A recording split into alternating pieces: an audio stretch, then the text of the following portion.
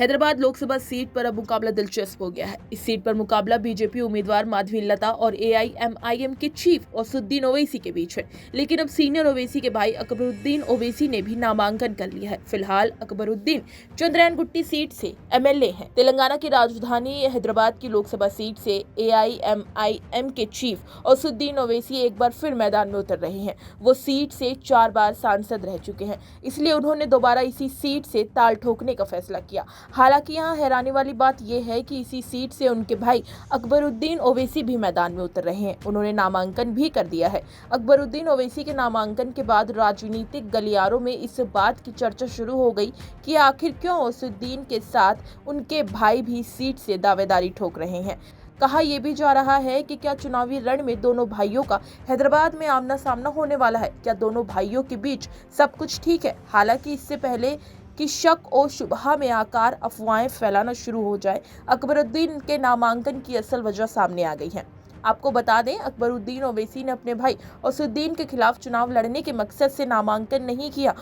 उन्हें एआईएमआईएम ने असदुद्दीन ओवैसी के बैकअप या कहीं वैकल्पिक तौर के उम्मीदवार पर उतारा है। इसकी वजह यह है कि अगर किसी कारण असदुद्दीन ओवैसी का नामांकन खारिज हो जाता है तो पार्टी की तरफ से अकबरुद्दीन ओवैसी मैदान में रहेंगे। इस तरह पार्टी के एक उम्मीदवार में चुनावी मैदान से बाहर होने के बाद भी दूसरा उम्मीदवार डटा रहेगा। यहाँ गौर करने वाली बात यह है कि एआईएमआईएम के इस तरह की प्लानिंग पर पहले भी काम कर चुका है। तेलंगाना में हुए विधानसभा चुनाव के दौरान भी जब अकबरुद्दीन ओवैसी ने चंद्रयानगुट्टा से नामांकन किया तो उनके बैकअप के तौर पर उनके बेटे ने ही नरुद्दीन ओवैसी को मैदान में उतारा गया था। हालांकि जैसे ही अकबरुद्दीन ओवैसी का नामांकन मंजूर हुआ, वैसे ही उनके बेटे ने अपना नाम वापस ले लिया था।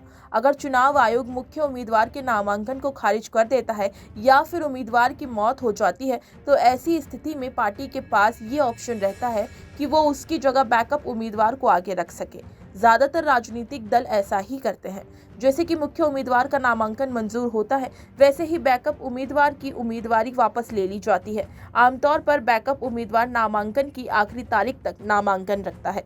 दरअसल हैदराबाद लोकसभा सीट ओवैसी फैमिली का दुर्ग माना जाता है। 1984 से ही पार्टी का ये दबदबा रहा है। इस सीट पर 40% हिंदू और 60% मुस्लिम वोटर्स है। ओवैसी के पिता सलाहुद्दीन ओवैसी 1984 से 1999 तक इस सीट से कुल 6 बार जीते। 2004 से 2019 तक असदुद्दीन ओवैसी जीतते आ रहे हैं, यानी पिछले 10 बार से ये सीट ओवैसी परिवार के पास ही है। लेकिन इस बार बीजेपी की कद्दावर नेता माधवी लता मैदान में है। वो अपनी जीत को लेकर बेहद आश्वस्त नजर आ रही हैं। इस सीट पर कांग्रेस का कोई उम्मीदवार खड़ा ही नहीं हुआ। अब देखना दिलचस्प ये होगा कि क्या सच में असदुद्दीन ओवैसी और उनके भाई अकबरुद्दीन ओवैसी का सच में आमना सामना होगा या फिर ये सिर्फ अफवाहें हैं। इसी तरह की तमाम खबरों को जानने के लिए बने रहिए हमारे साथ और देखते रहिए punjabkesi.com।